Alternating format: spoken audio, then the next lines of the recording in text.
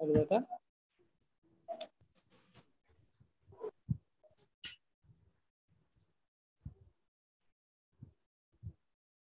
so Himabindu, we started with yesterday class. Okay, so this is the second class. In yesterday class, we have done with unit 1. Okay, unit 1 basically talks about what? Psychophysics. Okay, today in unit 2, we'll be talking about psychophysics. Okay, unit 1, we talked about what is psychological assessment, psychological testing. Okay, so psychological assessment is a broader term which talks about the overall assessment, and testing is one part of psychological assessment. So assessment is a broader one which make use of different psychological methods to know or to assess the behavior of a person, and testing is one among them. So testing to make use of different psychological tests. Okay, we talked about different psychological tests. So in today's class, we will be talking about unit 2, which is talking about psychophysics. Okay, so we will talk definition of psychophysics, then we will talk.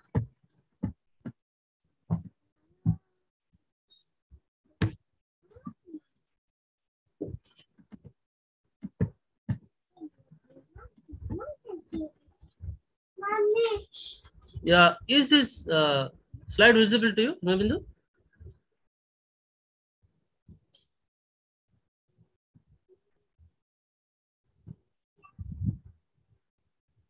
Can you see the slide?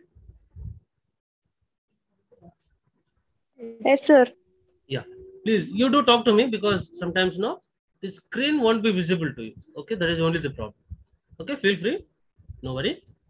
So today's topic, that is unit 2, we'll be talking about what psychophysics is and different psychological, okay, different psychophysical methods, and we will be talking about psychological scaling and scaling techniques. Okay, so as you can see in the slide, okay, the field of psychophysics is a applied field of psychology which talks about the relationship between the physical properties of stimuli or stimulus, what we call as.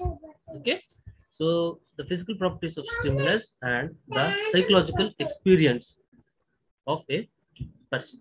Okay, so if you have to talk about, or if you want to get back to this particular stimulus, okay, this particular stimulus we will be talking under sensation and perception. Okay, as you know, the sensation or the process of sensation starts with, okay, taking the physical information or physical stimulus from the environment, and that is getting processed in the brain, the central nervous system, and from there, when you try to analyze, interpret, give a meaning to that, it is called as perception. Okay, so the process of sensation starts with, okay, receiving of physical stimulus or physical data or information through our sense organs. Okay, through our sense organs have specialized cells called receptor cells. So with the help of these receptor cells, okay, the information is taken. Okay, so sense organs, so we have 5 sense organs, so all the 5 sense organs have specialized cells to receive this physical stimulus. So when you're talking about eyes can only take, okay, vision or light. Okay, when you're talking about ears, they can take sound waves. Okay, so they are specialized, and each specialized cell would be taking only one particular type of stimulus. Okay, so there is no confusion. So eyes won't be able to receive our sound or the sound waves, and also when you're talking about ears, they cannot take the visual or the light waves. So this is how our, okay, sense organs have specialized cells called receptor cells. So there is no confusion, there is no mixing of various stimulus, and through these sense organs having receptor or specialized cells, they take up this physical stimulus from the environment, and they get carried to our brain, that is central nervous system, through nerves. Okay, we know, or in early classes you might have studied about the nervous system. So nervous system consists of, okay, nerves, okay, and a nerve cell is a basic functional unit of nervous system. Okay, so when you're talking about different types of nerves, there are, okay, three types of nerves. Okay, sensory nerves, motor nerves, and mixed nerves. So sensory nerves are the nerves which take up this particular stimulus from our sense organs through receptor cells to the brain. Okay, in the brain, this particular physical properties of the stimulus which we are receiving, they get analyzed, processed. Okay, and during the process of this analysis, okay, it is compared, or we cross check with the previous experiences so that we give a meaningful interpretation. Okay, so giving that meaningful interpretation to the physical stimulus is called as perception.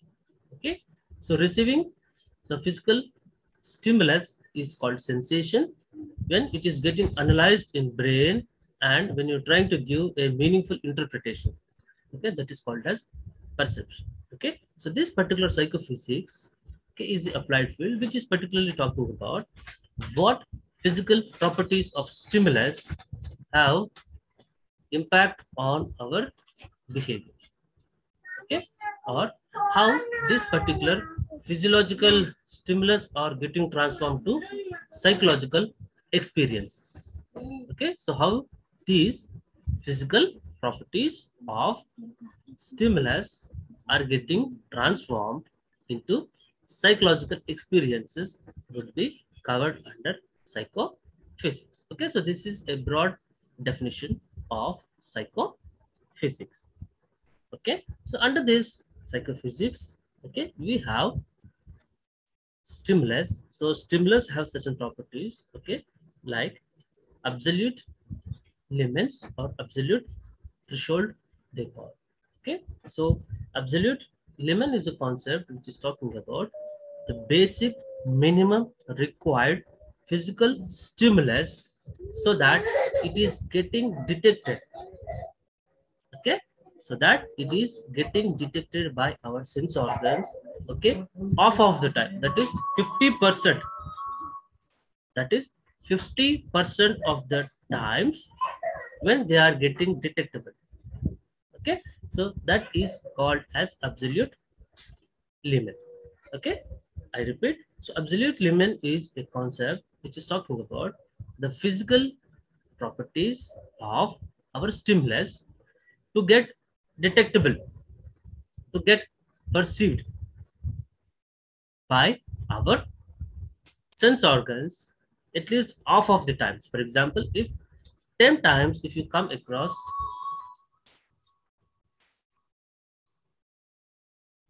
for example, if you come across the stimulus, if its physical properties have a magnitude which is detectable at least half of the times. For example, if out of 10 times, if you get exposed to the stimulus, at least if 5 times, okay, half of the exposure, if that particular stimulus is detectable, so that minimum required amount of our stimulus is called as absolute limit or absolute threshold.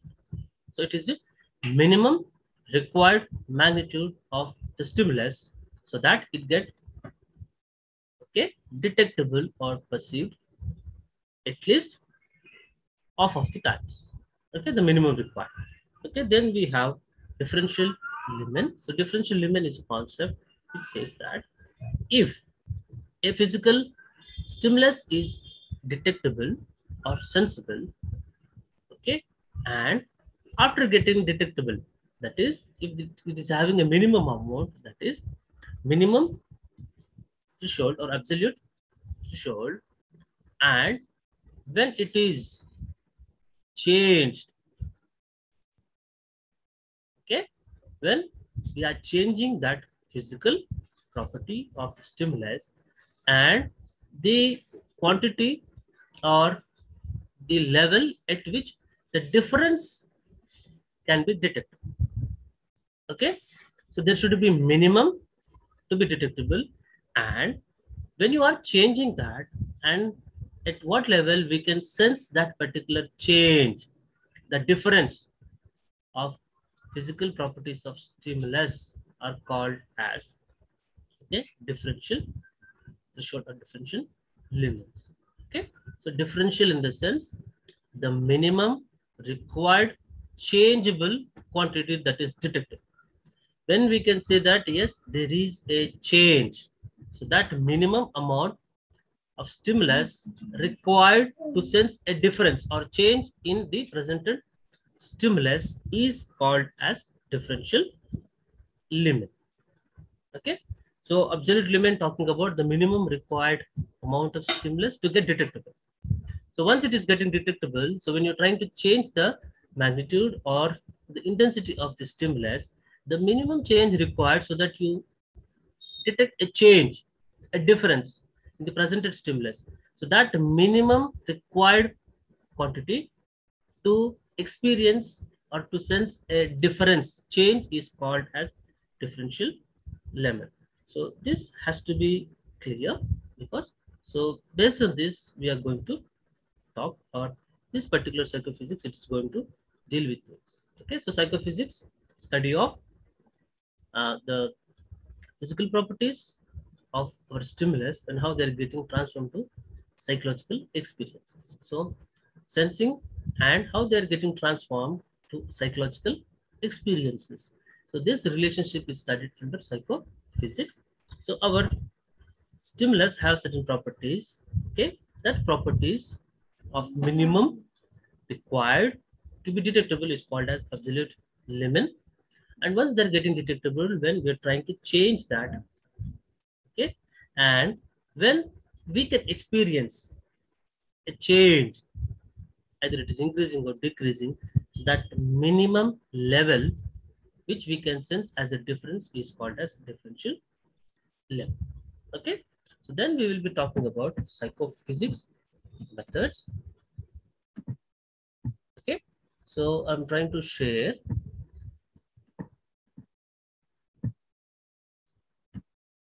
the different psychophysics methods.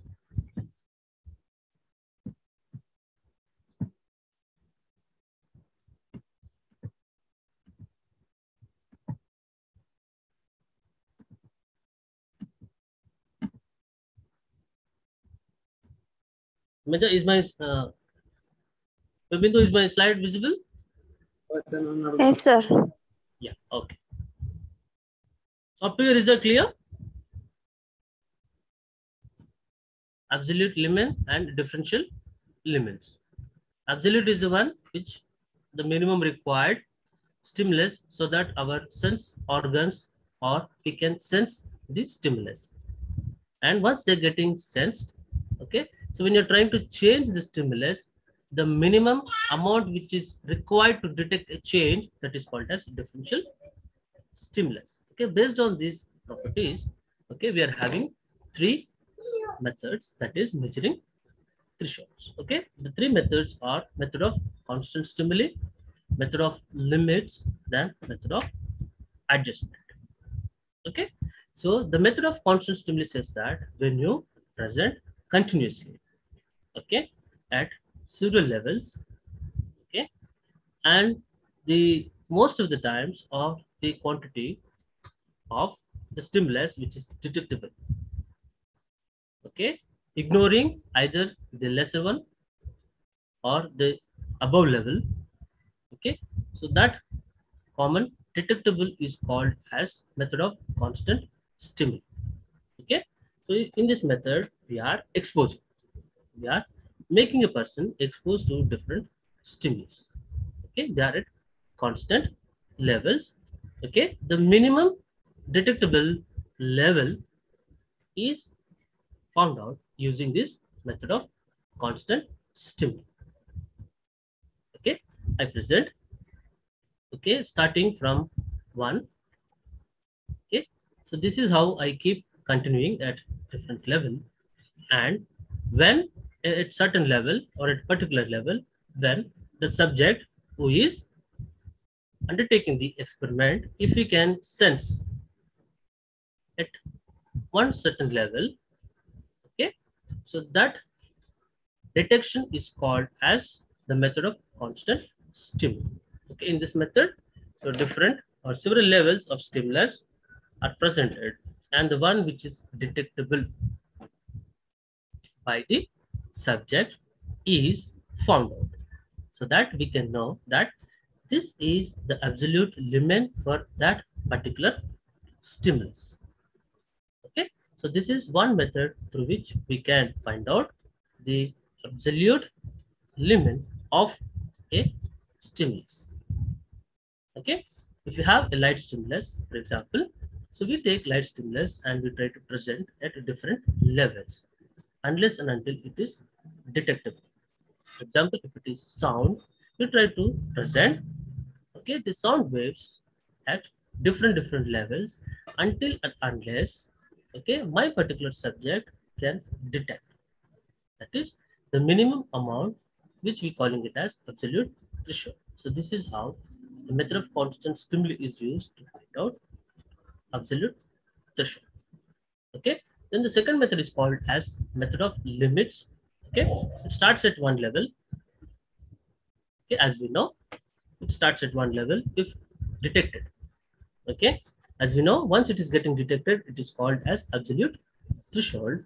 Then I am trying to increase. I'm trying to increase it so that the change can be detected. Okay, so now when I'm trying to find out the minimum required physical stimulus so that it can be detected as a change or a shift is called as differential limit. So using this method of limits, one can find out the differential limit, that is the minimum required physical quantity or the level of stimulus where a change or difference can be detected. Okay, as simple. So I start at one particular level. Okay, when it is getting detected, so I fix that as the absolute limit, and from there I start increasing at a constant level or magnitude, and unless and until my particular subject senses a difference. Okay, I would ask the subject to tell at what point they sense a change in the detectable stimulus. Okay, as I said, so yes, here you have detected, then I'm starting increasing that so that at what level my particular subject could sense a change, a difference in presented stimulus. So once he reports and once he says that yes, I can change, I can sense a change, so I would be recording that, and that is taken as, okay, differential threshold or differential limit they call. Okay, that is method of limits. Then the third method is called as method of adjustment. In this particular method, okay, not the experimenter, but the subject is allowed. The subject is allowed to change, okay, the level of stimulus so that they can detect the stimulus. Okay, so the subject plays an important role or is active in this particular method where he is trying out the different levels and you need to report at what particular level you could sense the stimulus. Okay, the method of adjustments. The adjustment will be done and the experimenter himself will report where he can detect. For example, if you're talking about, okay, pain, we have in experiments also when you do these psychological experiments. Okay, in that the subject would be pricked. Okay, and they need to tell us or they need to sense the sensation. Okay, for example, if it is very light, they cannot sense that, and once we start increasing, maybe at one point of time they could sense the pricking. So that we're taking it as the minimum detectable level So this is reported as well as adjusted by the subject. Okay, so these are the three methods which are used to method or measuring threshold. Okay, so I repeat, as we know, absolute limit or absolute threshold. Then we talked about change, that is differential threshold. So there are three methods through which we can measure these particular thresholds. Okay, the first one is the method of constant stimuli, which says that okay, the subject is exposed to different levels of stimuli, and the subject has to report the level where they can sense, okay, or where they can detect the stimulus. Okay, so whenever we're talking about experimentation, it is 50% of the times, at least on average times, the subject should be able to detect it. It's not that at one time he said I can detect, and when the same level is presented, okay, by changing, if he cannot sense that, so that is not taken as the minimum required, but the level which is presented, and if they are detecting, it should be detectable at least half of the times, that is 50% of the times when they are getting exposed. If they can detect that particular point as a detectable or a sensible level, so that is taken as absolute threshold. So this is method of constant stimuli. And when we're talking about method of limits, okay, the subject is exposed to a level which is above the detectable level. Okay, so once the stimulus is getting detected, then the experimenter, okay, is increasing it continuously, okay, and the subject has to report at what particular level he could sense a change or difference from the detected level. So this is done to know. So this is done to know or establish differential level. Okay, so this differential level can be done or can be detected using this method of limits. Okay, the method of limits is once the absolute detected, then it is continuously changed so that a change is detected, or if we can detect a difference to establish differential threshold. Then the third method, which talks about method of adjustment. So this particular method of adjustment is a condition where the subject himself adjusts, or he will adjust the levels of stimulus so that he could detect stimulus and he can report that particular level. Okay, and as I said, at least 50% of the times. Okay, so these are the three methods through which this particular, okay, measuring of threshold is done. Okay, so in our topic next we have scaling methods. Okay, under scaling methods, okay, we will be talking about, okay, different, okay, scaling techniques also we will talk about. Try to share you.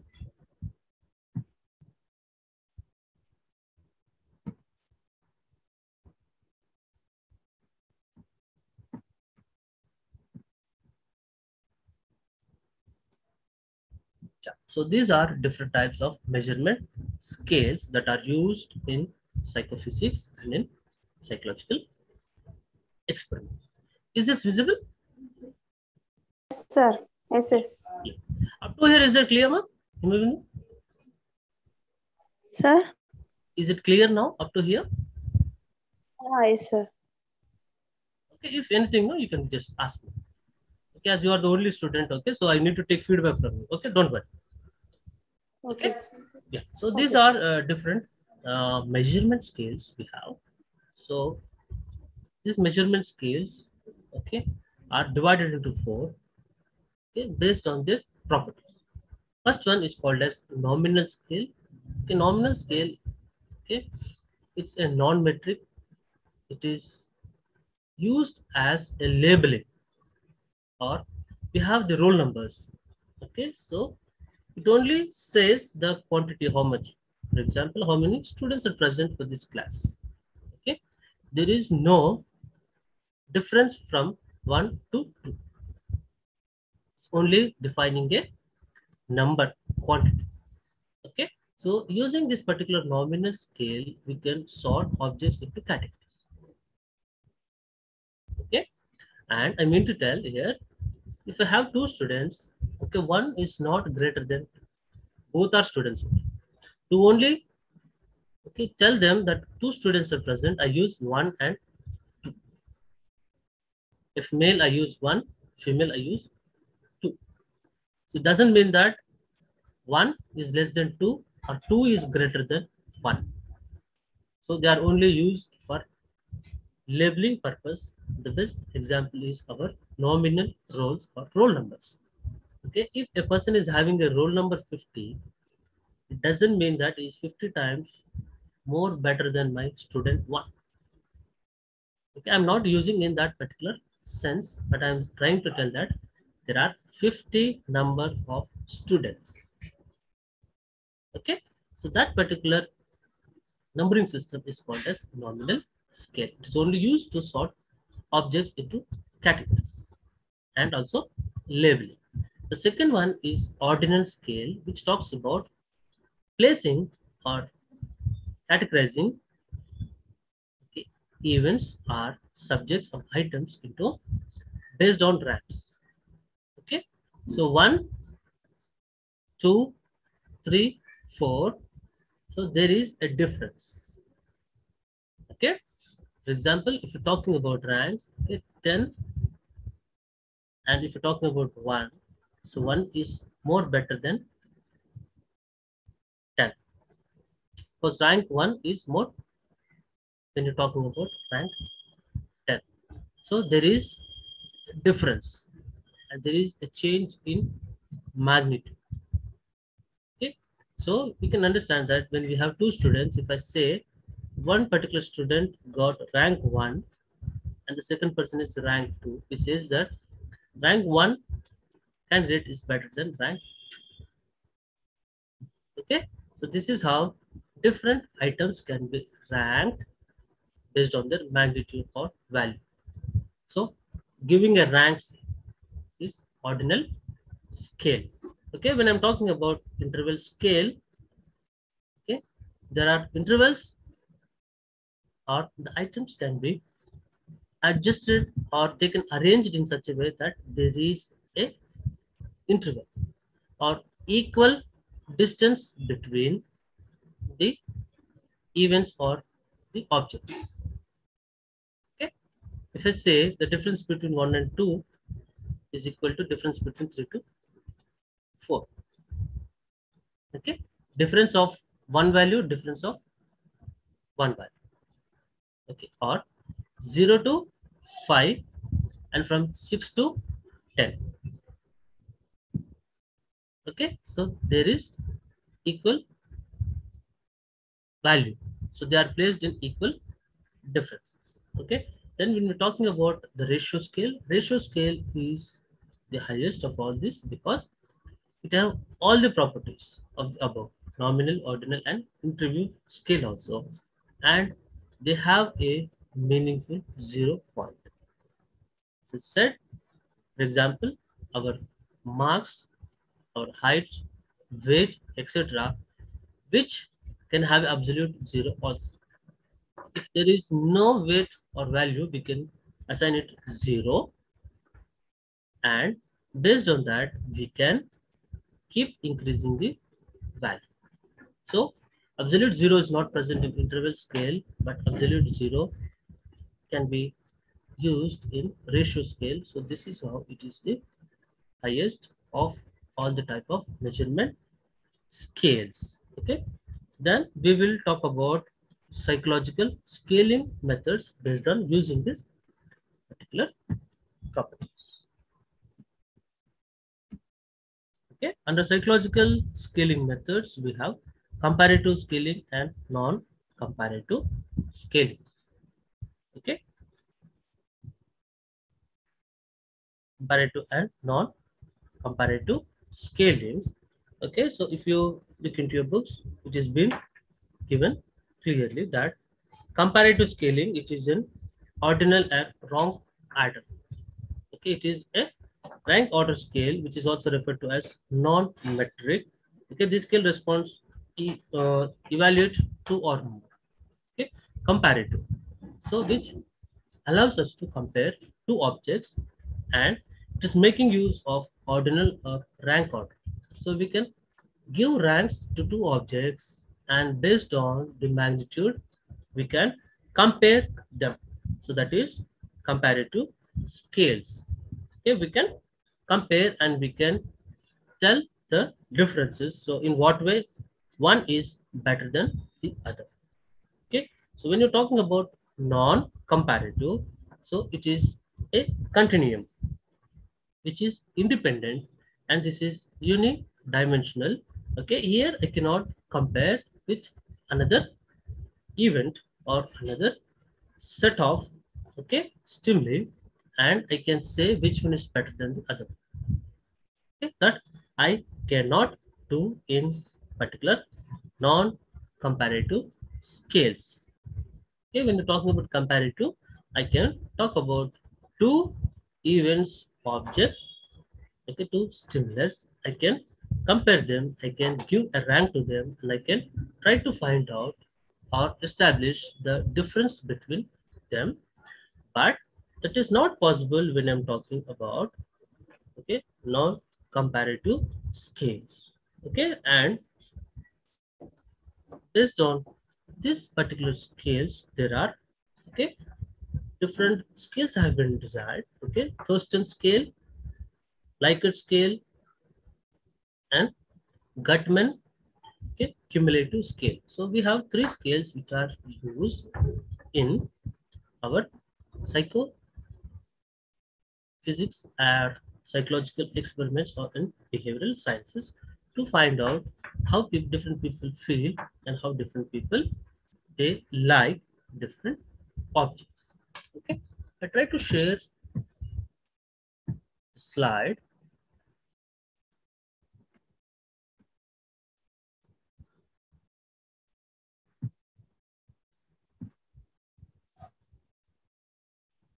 Yeah, so this is a Thurston scale. So this particular Thurston scale, okay, so this particular Thurston scale was prepared by Louis Leo Thurston, 1928. Okay, it was initially, or the basic purpose of this particular scale was to measure the religious attitude. Okay, so it measures attitude of people towards various aspects. To know attitude of people towards various aspects, this particular Thurston scale is used. It is used in exclusively psychology and sociology. It is made with a statement about a particular issue. Okay, Thurston scales are made with different statement. Okay, I have given a Thurston scale here. We can see. Okay, I would like to be treated as an individual. Okay, for example, they're talking about a bank employee. So it is giving us, okay, different things.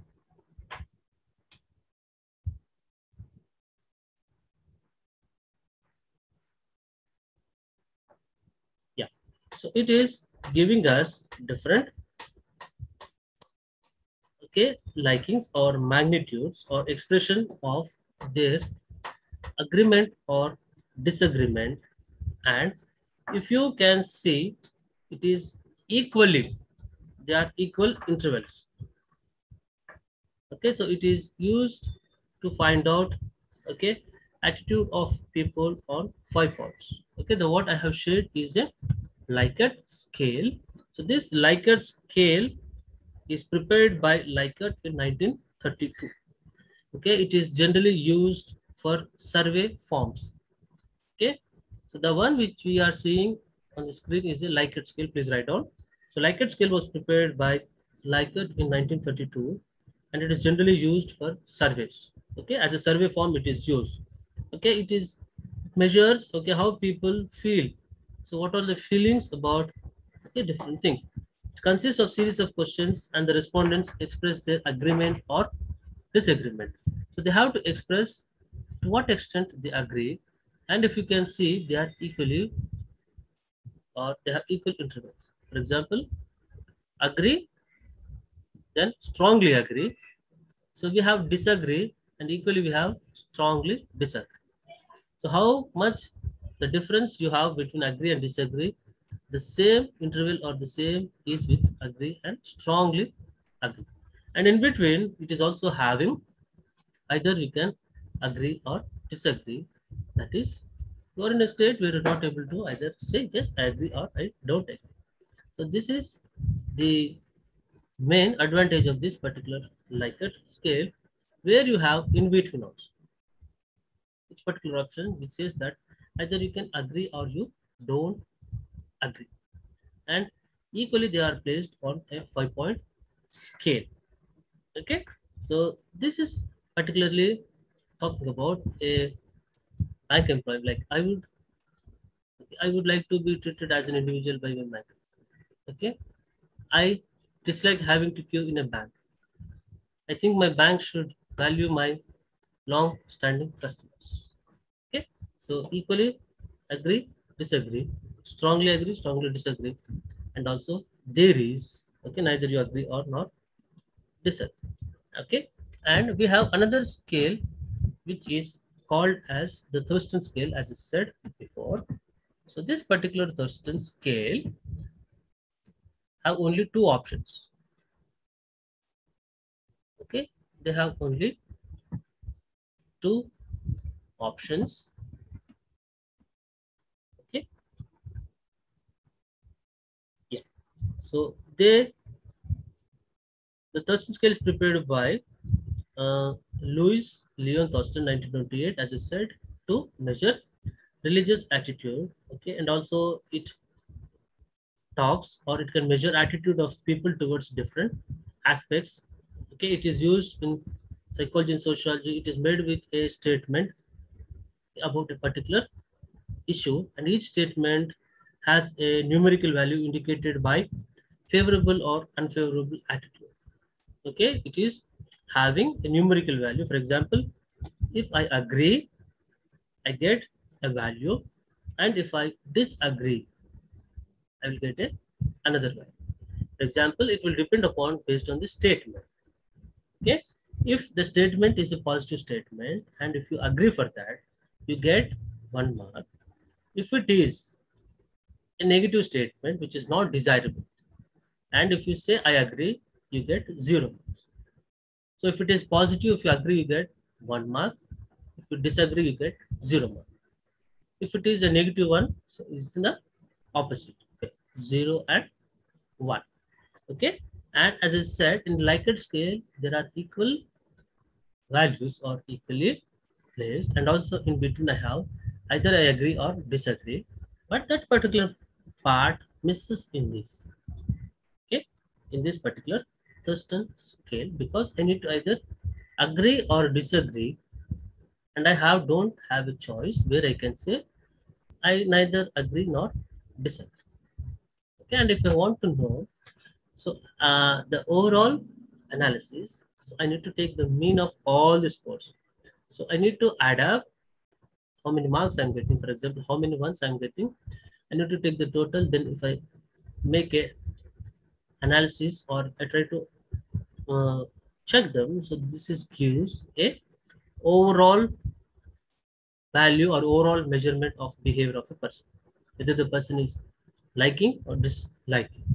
Okay, so this is about Thurston scale. So Thurston scale have only agree and disagree. The main limitation or disadvantage is that you don't have middle one, which talks about either you agree or disagree. And in Thurston scale, numerical value will be given if it is a positive statement. Okay. For example, a positive statement will have 1 for agree, disagree 0. If it is a negative one, it will have agree 0 and if you disagree 1. So this is how the value will be given for each statement. So when I pick or when I respond, so based on the response type of the statement, I get marks. So based on that marks, okay, the total would give the overall measurement of mean. Okay, so this is about the Thurston scale. The last scale we have is the Gutman scale. Okay, I am trying to share screen of that. Okay, so this is Gutman scale. Okay, the third one. Okay, so this technique assesses the extent of the subject's agreements with the items, where items are meant to represent a continuum. Okay, here the items are presented a continuum. For example, okay, you can observe that one might ask these questions. Okay, do you drink alcohol? Do you smoke marijuana? Do you use cocaine? Okay, and you may be answering either yes or no, but as they are increasing in the magnitude or they are as continuation. You drink, you also take this particular marijuana, okay, and it is increasing to a greater level, which is calling or it's talking about cocaine. Okay, cocaine are drugs. So starting with alcohol, then having marijuana, then they're talking about cocaine, that is drug. And you can see the interpretation that one might anticipate, one might come to know that if the person who answers, especially yes, but the higher level question that if they use cocaine, so there is every possibility that he will drink alcohol and he might be taking marijuana also, because cocaine is a drug which is compared to be higher in magnitude when compared to the both. So this is how, based on certain order, increasing continuum, if the items are placed and if they have these particular options like yes and no, so based on that, we can anticipate the further or the overall measurement. So that scale is called as Gutman scale. So when you're talking about Thurston, we have agree, disagree. Like at 5-point scale, okay, it have equal, okay, interval or equal options, and also we have a middle one where we can say, okay, yes, I am not either agreeing or disagreeing, but it is a scale which is not only talking about yes and no, but it is having a continuum. Okay, the intensity is increasing, and when people are trying to pick the higher intensity values, so this is how we can anticipate or we can come to know that okay, the lower things are also, or there is a probability that the person might be having that also. So this is the advantage of this particular Gutman scale. Okay, so with this we have completed unit 2. Then we can start with our unit 3. Okay, unit 3 particularly talks about psychological assessment. Okay, psychological assessment. So under psychological assessment, they are talking about different psychological assessment methods. The first method they have given is observation method, okay, interview method, then case study method. Okay, so as we have time, so we will start with one method, that is observation method.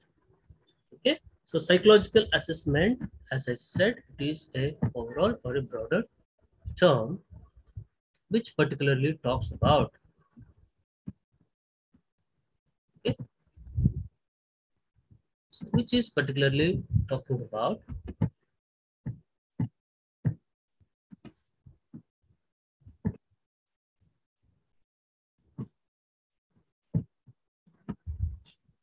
the overall assessment. Okay, I'm trying to share a slide so that it would be more easy for us.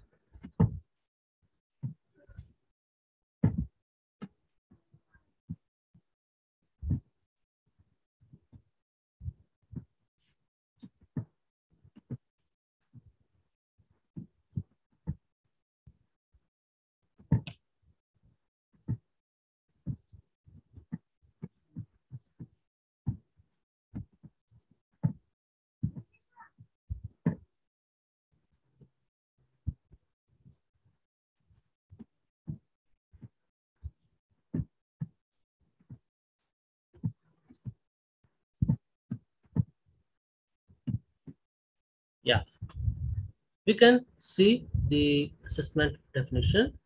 Okay, so this particular slide it is talking about, okay, psychological assessment. As I said, a psychological assessment is an attempt by a skilled professional, because it is a broader term. It is not only using one particular part, that is psychological testing. Okay, testing is one part, as well as they're using many other techniques. Usually a psychologist to use the techniques and tools psychology to learn either general or specific facts about patient, okay, to predict their behavior and functioning in the future. So this is what the psychological assessment is. So for this assessment, okay, not all people can go about with this assessment, because it is making use of both formal, okay, as well as the norm referenced, okay, test besides the psychological test. Okay, so it is a overall assessment. So a skilled person like a professional is required to this particular assessment. So in psychological assessments, so it make uses of all the psychological methods available.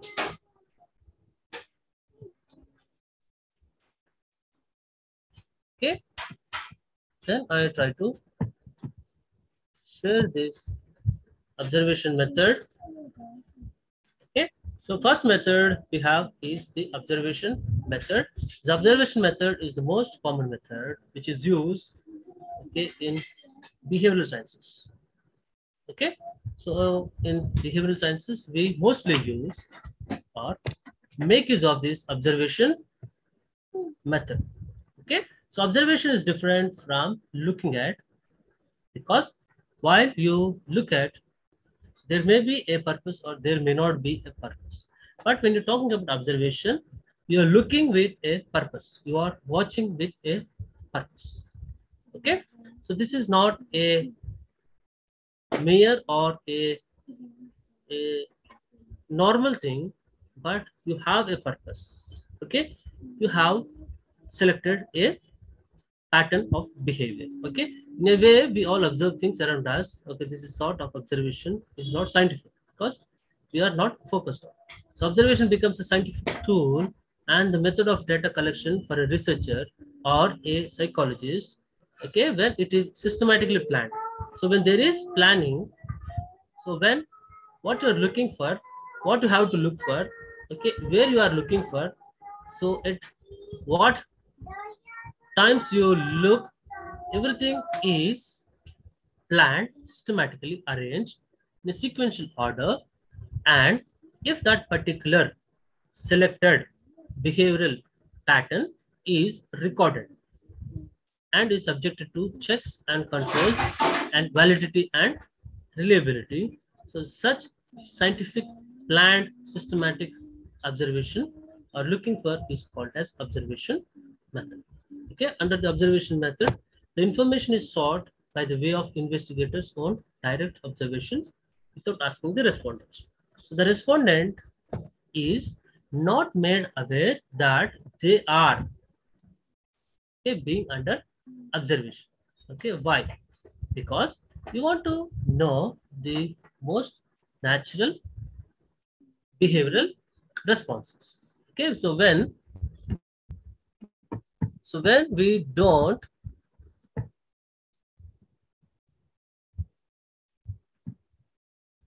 yeah, so when we don't have a selected pattern of behavior, then it becomes look. Okay, but when you're talking about observation, so we are selecting, okay, what you should observe. For example, okay, for example, if I have to observe, so how frequently my particular child or my student is getting aggressive in the classroom. So I have a selected pattern of behavior. Okay, I'm not looking for the entire behavior, but I have selected, okay, aggression. So how aggressive my student is getting Okay, how frequently is getting.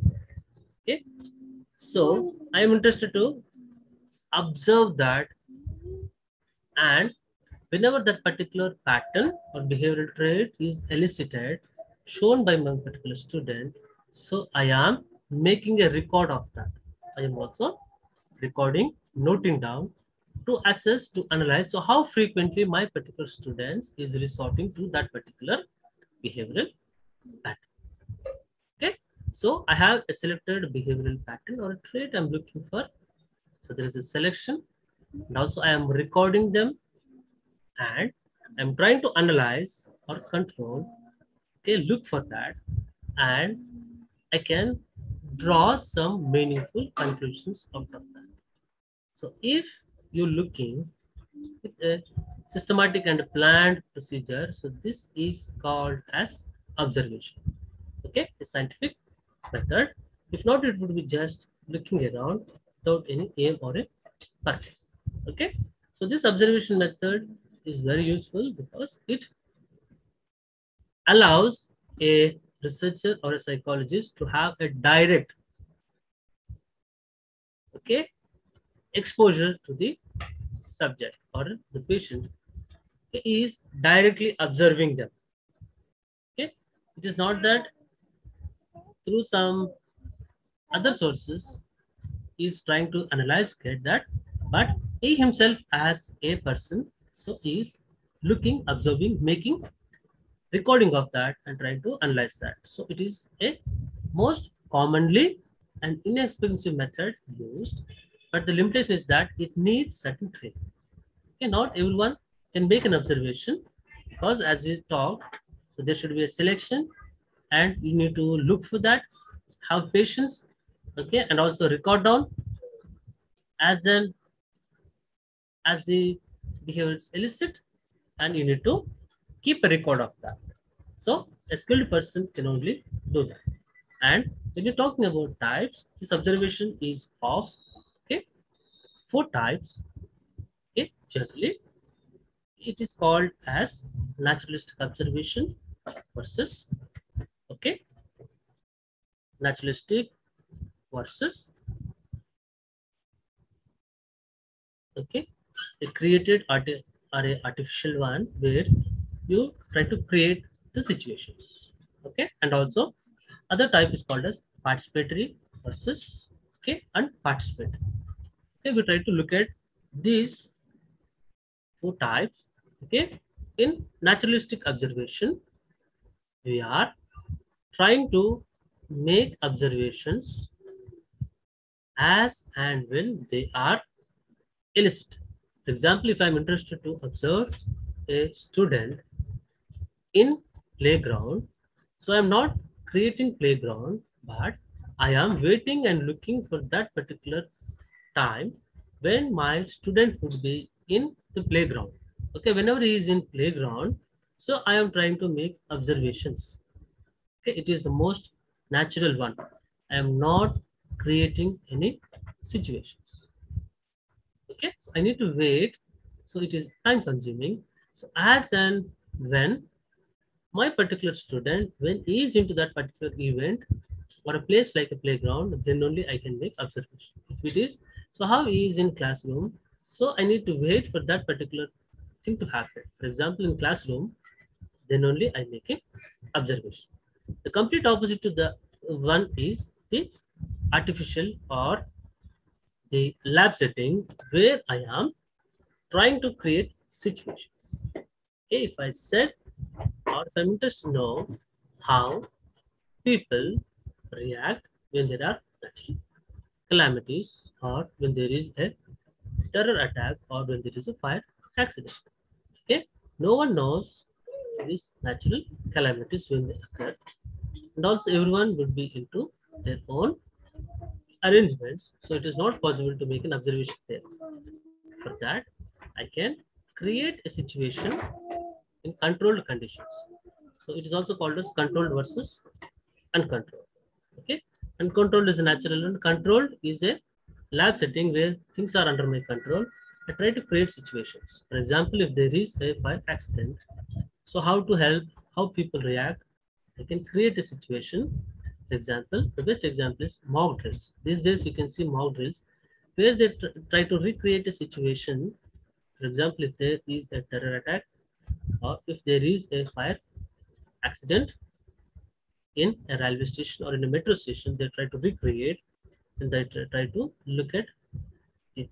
So this is how you can control certain situations. Okay, you can create situations and you can observe. So how the behavioral responses work.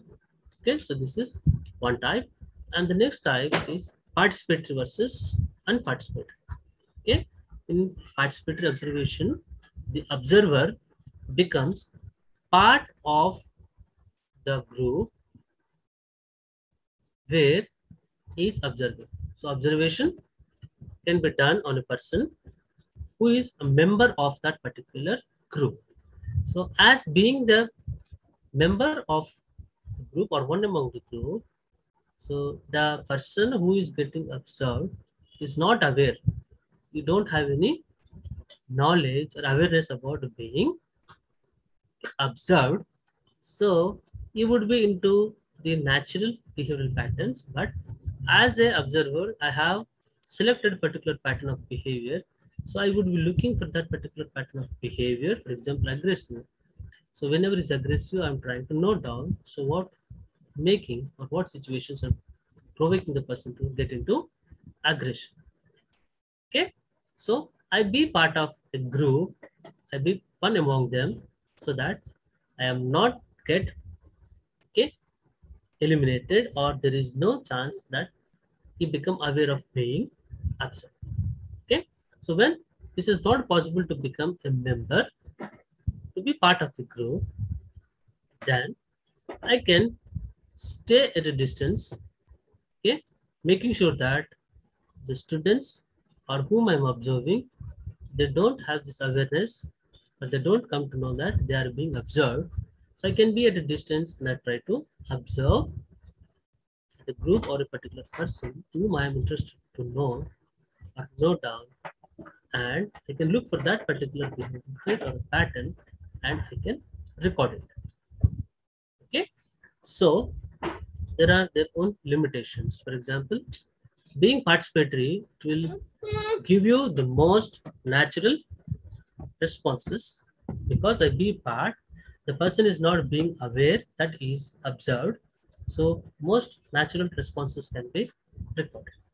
But it is not all time possible that you always be or you can become a member of the group, because if you already into the group, if you are acquainted with the group, that is okay. But you have to go and be a part of member because or as a part of this particular observation. So it is a time taking process. The group will not allow you to become a member. If they allow you to become a member, they may not take you into the trust and they can share all things and they can be in their natural process. Okay, to get to that level, it will be time taking. So once you reach that particular time where they can trust and where they can be the natural responses can be time consuming and even sometimes it is impossible. Okay, so you need to be at a distance making sure that the people are not aware or my particular subject is not aware and I can make observation. So observation can be done by a skilled person. Observation can be either you do in a natural setting or uncontrolled, or you can do in a controlled or a lab setting where you try to create situations. Naturally, certain things cannot be observed or under certain circumstances when naturally cannot be observed. So I try to, yeah. So I try to go with, okay, uncontrolled, that is,